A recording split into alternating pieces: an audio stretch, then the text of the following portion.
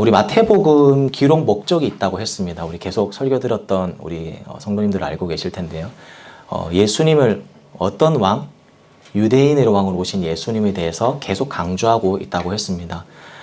우리가 마태복음 1장에서도 예수님의 계보를 통해서 어떤 게마트리아나 그렇죠? 수미상관법을 통해서 죄송합니다. 수미상관법을 통해서 그렇게 예수님이 왕의 혈통으로 다윗의 혈통으로 오셨다라는 것을 강조했다고 우리는 배웠습니다. 그리고 우리가 지난 시간에 살펴본 어떤 예수님이 탄생하실 때도 임마누엘 하실 때도 왕으로 오신 그 예수님 이어서 오늘 본문도 사실은 2장도 계속해서 마태복음이 기록된 목적을 따라서 서술되고 기록되고 있는 것입니다. 유대인의 왕으로 오신 예수님을 오늘 읽었던 본문에도 이렇게 이야기해주고 있는데 그 유대인의 왕으로 오신 예수님을 누가 증명하냐면요. 바로 예수님을 찾아왔던 누구? 동방박사입니다.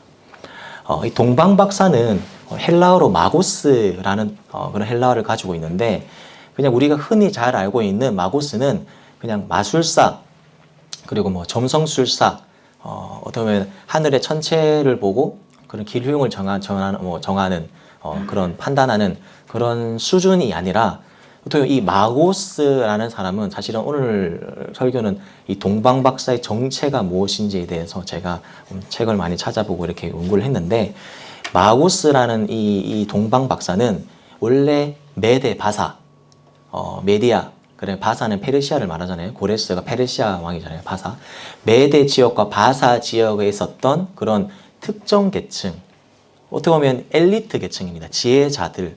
그래서 구약에는 지혜자라고 표현하고 있고 전도서에서 계속 이야기하고 있는 지혜자가 이 뜻이거든요. 그리고 현인, 현자라는 뜻을 갖고 있는 히브리어로 하캄이 어떻게 보면 지혜자이며 지혜자인 동시에 마고스다라고 할 수 있습니다. 그래서 이제 히브리어 성경 이제 구약 성경을 살펴보면 지혜자들을 계속 이야기하고 있는 걸 볼 수 있는데요.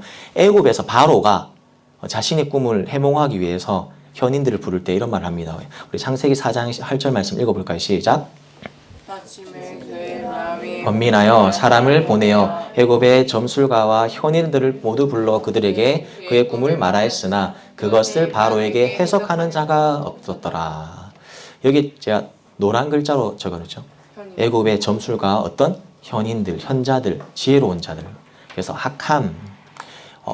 애굽에서도 그 바로 옆에서 모든 그 국가의 그 어떻게 중대사를 결정하는 그런 특정 엘리트층 그런 사람들이 바로 하캄이며 지혜자다.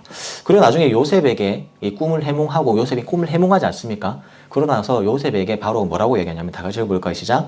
요셉에게 이르되 하나님이 이 모든 것을 내게 보이셨으니 너와 같이 명철하고 뭐 있는 자가 없다? 지혜 있는 자가 없다. 여기서도 하캄이라는 말이 쓰이거든요. 어떻게 보면 요셉이 뛰어나서가 아니라 지혜의 근본이신 하나님을 통해서 요셉이 바로의 꿈을 해석하게 되지 않습니까? 근데 이 해석할 때에 이런 히브리어로 하캄, 지혜자라는 이름을 얻게 됩니다. 그리고 바벨론시아, 제가 아까 얘기했잖아요. 바벨론, 메데, 바사 이렇게 로마 이렇게 역사들이 이루어지는데 세계사에 보면 그 바벨론 시대 때 우리가 알고 있는 정말 유명한 믿음의 사람이 있지 않습니까? 누구와 세 친구, 누구죠? 다니엘과 세 친구 그렇습니다. 이 다니엘을 가리켜서 어떻게 보면 이 다니엘을 높일 때 뭐라고 얘기하냐면 다 같이 읽어볼까요? 시작. 왕이 이에 다니엘을 높여 귀한 선물을 많이 주며 그를 세워 바벨론 온 지방을 다스리게 하며 또 바벨론 모든 누구의 어른을 삼았다? 지혜자의 어른을 삼았다. 메데 바사 지역뿐만 아니라 그 이전에 바벨론 시대 때도 이 국가의 어떻게 보면 특정 엘리트, 지혜 어떤 브레인이가 할 수 있죠. 오늘날로 말하면 브레인 그 그룹들이 바로 어떻게 보면 마구스라고 할 수 있는데요. 그래서 이 마구스라는 어떻게 보면 우리 동방 박사는 바벨론 시대뿐만 아니라 메디아 그리고 바사, 페르시아 지역 끝 계속 왕의 측근으로 어떻게 보면 그 엘리트 지혜자의 역할로 그렇게 쓰임 받았던 사람들이 마고스라는 사람입니다. 그래서 이 사람들은 어떻게 보면 그 대표자가 누구냐면 다니엘이지 않습니까? 다니엘은 바벨론 시대 느부갓네살 왕부터 그래서 페르시아 왕까지 어떻게 보면 굉장히 크게 쓰임받았던 인물이 다니엘이거든요. 이 다니엘이 이런 그 지위에 있던 사람들이라는 거죠. 다시 말해서 오늘 본문으로 돌아온다면 얘들아. 아, 얘들 보고 있어. 얘들. 예, 동방 박사들의 반문은 얘들아. 얘들. 동방 박사의 반문은 그냥 개인의 호기심 때문에, 궁금증 때문에 그 궁금증을 해결하기 위해서 방문한 목적이 아니라 한 나라를 대표할 수 있는 그 지혜 엘리트들, 특정 계층 등, 그리고 축하 사절단의 형식으로 많은 사람들이 왔을 거다라고 추측합니다. 우리는 예물이 세 예물, 황금과 모략과 유황이라고 해서 동방박사 세 박사라고 세 명이 왔을 거라고 생각하는데 세 명이 아닙니다. 3명 이상이 온 거죠. 맞죠? 왜냐하면 그 예물이 세 가지지 그 3명만 온 것이 아닙니다. 맞죠? 이들은 그 한 나라, 어떻게 보면 왕을 대신해서 축하사절단, 맞죠? 어떻게 보면 조선통신사 이런 것처럼 한 나라를 대표해서 온 사람들이기 때문에 이방 나라의 대표들로 지금 왕이신 예수님을 축하하기 위해서 온 거예요. 동방박사 이 세 예물 또한 예수님 왕으로 오셨다는 것을 의미하고 있는데요. 황금과 유황과 모략, 이것은 황금은 왕권을 상징하고 유황은 그다음에 대제사장 신성을 상징하고 모략은 장례 지를 때 쓰이는 거거든요. 사실 이 모든 이 세 가지 예물은 왕을 경배하는 예물이기 때문에 동방박사들은 이스라엘 왕으로 오신 예수님을 축하하기 위해서, 그를 보기 위해서 왔다라는 겁니다. 그래서 아까 일맥상통하지 않습니까? 마태복음의 전체적인 일맥상통한 유대인의 왕으로 오신 예수님을 오늘 본문도 강조하고 있다라는 것입니다. 그런데 찰스 스펄전이라는 설교의 황태자라는 그런 청교도 시대 때 설교의 황태자로 불렸던 찰스 스펄전 목사님이 계시거든요. 혹시 강사님이 예전에 기억나요? 별빛 주신 하나님께 감사하면 햇빛 주시고, 햇빛 주신 하나님께 감사하면 달빛 주시고, 이런 감사에 대한 이야기할 때 이 찰스 스펄전 목사님이 감사 얘기를 했었는데, 몰라도 괜찮습니다. 겠죠? 모르는 눈치입니다. 지금 그 목사님께서 뭐라고 말씀하셨냐면 예수님의 탄생에 대해서 이렇게 이야기합니다. 읽어볼까요? 시작. 베들레헴의 마구간에서 시작된 것은 한 생명이 아니라 한 나라였다. 멋지지 않습니까?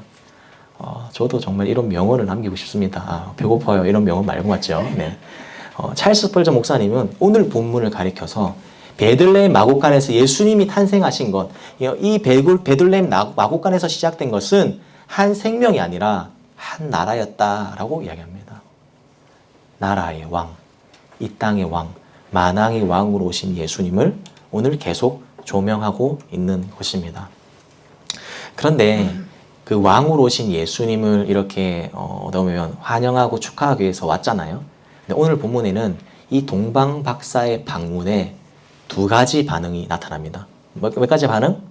두 가지 반응. 오늘 되게 재미있게 강사님 죄송합니다. 제가 애들 보고 있어가지고 계속 말이 이렇게 나오는데 이게 5년 동안 하다 보니까 이게 입에 붙었습니다.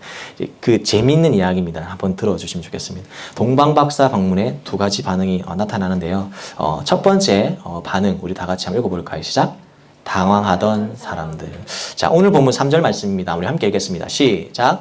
헤롯 왕은 이 말을 듣고 당황하였고 온 예루살렘 사람들도 그와 함께 당황하였다.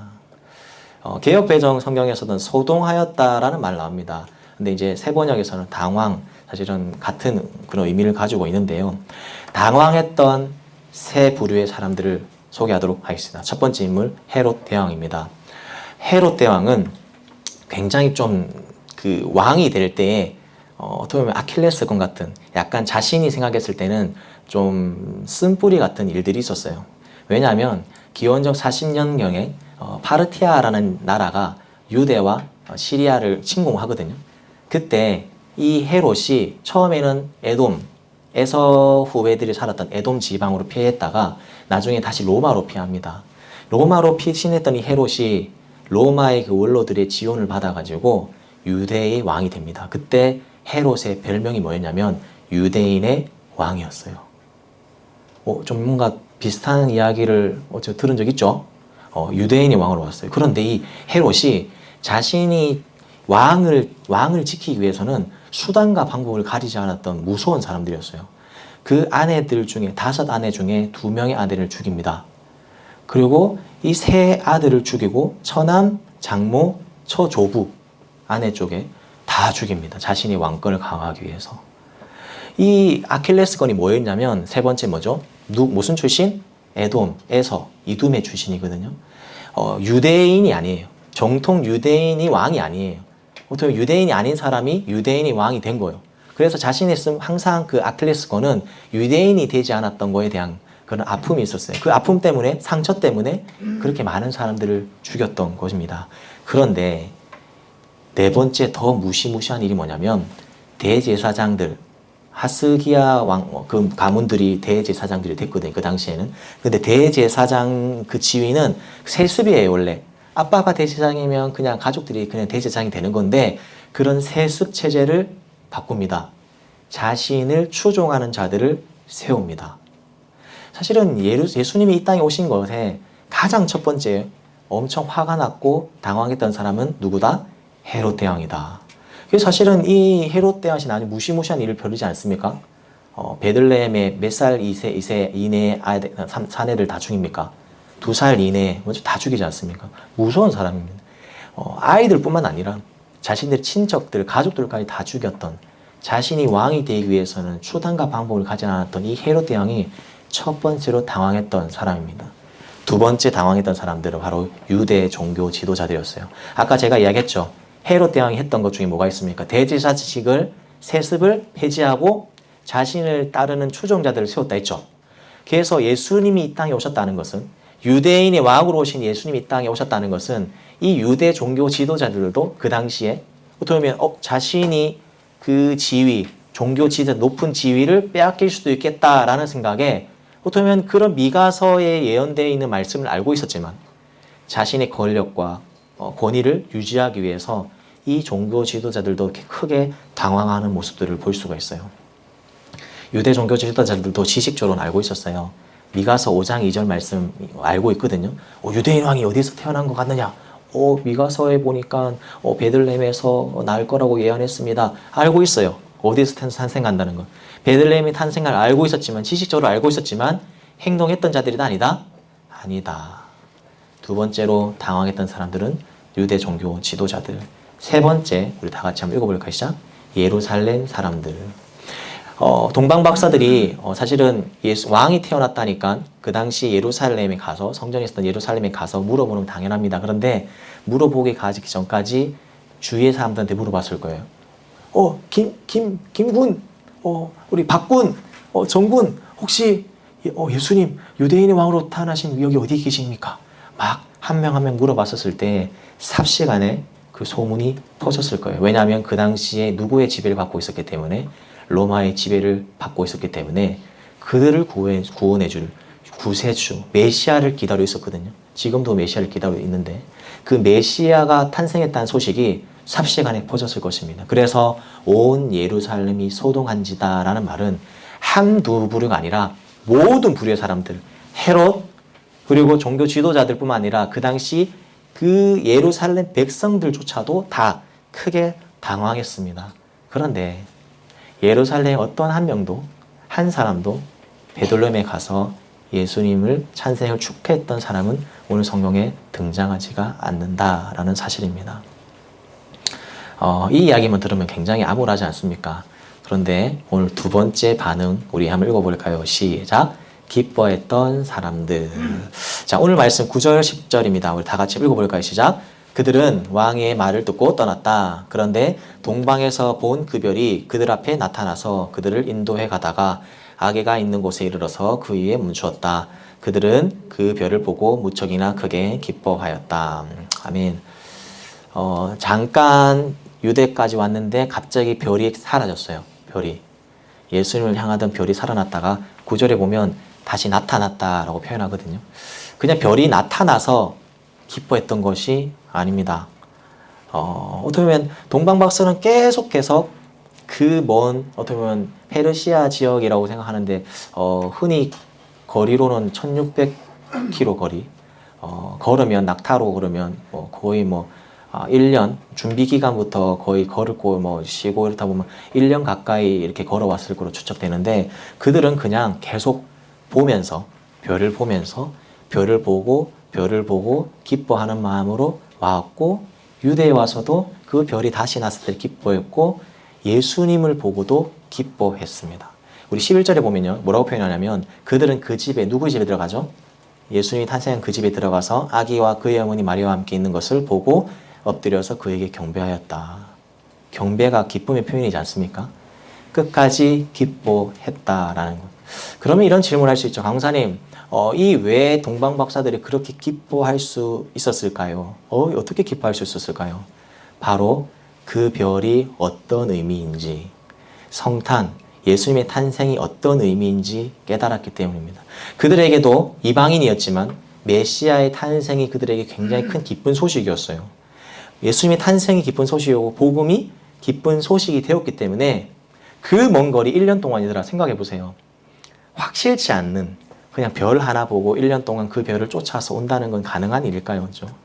그리고 사실은 예수님을 경배할 때 그냥 보고 예수님 안녕 하고 간 게 아니라 가장 귀한 것을 내어드리고 또 고국으로 돌아가거든요. 또 1년을 걸려서 자신의 집으로 가는 거예요. 출발할 때도 기뻐하였고 와서도 기뻐했고 집에 갈 때까지 기뻐했던 이유는 예수님의 탄생의 의미가 어떤 의미인지를 깨달았기 때문입니다. 동방박사의 기쁨은 얘들아 호기심에서 온 것이 아닙니다. 그냥 호기심을 풀었다. 그냥 정말 궁금했는데 예수님을 보니까 호기심이 해결되었다 때문에 온 것이 아니라 동방박사의 기쁨은 메시아에 대한 그 기다림과 그들의 믿음 때문에 기뻐했다라는 것. 그러니까 예수님의 탄생 그 자체만으로도 기뻐했고 그것이 기쁜 소식, 복음이 되었다라는 겁니다. 여러분에게 질문 하나 하고 싶습니다. 여러분에게 혹시 복음은 어떤 소식입니까? 굿 뉴스 하지 않습니까? 복음이죠. 기쁜 소식이 되고 있습니까? 아니면 당황하고 있는 소식이 되고 있습니까? 나에게 말씀이 들려오거나 나에게 찔림이 오거나 나에게 복음이 들려오거나 나에게 예수님이 다가오거나 함께 할 때에 온전히 기뻐하고 즐거워하는 것이 아니라 당황해서 주님 저는 아직 해야 될 게 너무 많아요. 이거 좀 더 하고 예수님 제대로 믿어볼랍니다. 그게 아니라 아니면 자신의 지위와 권위, 권력을 유지하기 위해서 예수님이 왔었을 때 당황했던 헤롯과 유대 종교 지도자들처럼 그런 게 아니라 정말 예수님의 복음, 말씀이 들렸을 때에 그 말씀을 듣고 정말 기뻐하고 즐거워할 수 있는 우리 모두가 되었으면 좋겠습니다. 왜 기뻐하지 않냐면 나에게 다른 기쁨이 있기 때문에 복음이 더 이상 기쁘지 않는 것입니다. 우리에게 기쁨을 주는 것이 어떤 것입니까? 한번 돌아보았으면 좋겠습니다. 나를 즐겁게 하고 있는 게 무엇입니까? 세상이 주는 그런 유흥입니까? 오락입니까? 엔터테인입니까? 아니면 그런 예능 프로그램 정말 그런 것이 우리의 기쁨이 아니라 복음으로 기뻐하고 그 말씀으로 오신 예수님으로 기뻐할 수 있는 우리 모두가 다 되었으면 좋겠습니다. 아멘. 그렇게 살아야 되는 거예요. 오늘 메시지는 명확합니다. 동방박사들의 신앙을 우리가 조명하는 것입니다. 예수님이 탄생하셨을 때에 두 가지 반응이라 했습니다. 첫 번째 어떤 반응? 당황하던 마음이죠. 누가 당황했다 했죠? 헤롯과 유대 종교 지도자들과 그리고 누구? 예루살렘 사람들 맞죠? 그들은 자신의 권위, 권력과 어떻게 보면 권위를 유지하기 위해서 어떻게 보면 예수님의 탄생 자체가 기쁘지 않는 거예요. 만약에 정말 예수님을 기다렸던 헤롯 대왕이라면 자기가 왕이라도 정말 뛰어가서 그렇죠? 경배하고 이렇게 해야 되는데 그들의 그 이야기 그렇지 않지 않습니까? 유대 종교 지도자들도 그만한 위치에 올라갔으면 사실은 그 자신의 위치가 그게 세습이 아니라 그런 헤롯에게 아부했던 사람들이 올라갔기 때문에 더 이상 기쁘지 않는 거예요. 그 자리가, 그 소식이. 그리고 두 번째 어떤 반응이 있었다 했죠? 기뻐했던 사람들. 누구죠? 오늘 본문에서는 동방박사. 맞죠? 오늘 본문은 동방박사를 이렇게 주목하고 다른 그런 복음서에는 목자들이나 맞죠? 다른 사람들이 등장하는데 오늘은 이 동방박사의 신앙을 우리가 한번 생각해보는 오늘 하루가 되었으면 좋겠습니다. 우리가 복음으로 기뻐하고 복음으로 즐거워해야 될 이유는 바로 얘들아 마지막에 내 사랑하는 주님이 다시 오실 때에 우리가 어떤 모습으로 그 주님을 맞이하실 것인가 라는 것입니다. 내가 정말 사랑하는 주님이 다시 오실 때에 당황할 것인지 아니면 정말 기뻐할 것인지, 이것을 결정하는 것은 그때 결정하는 것이 아니라 우리가 지금의 삶부터 결정되는 겁니다.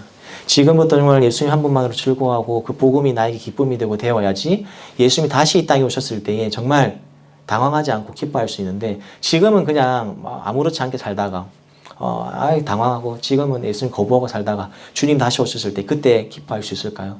그렇지 않다라는 사실이죠.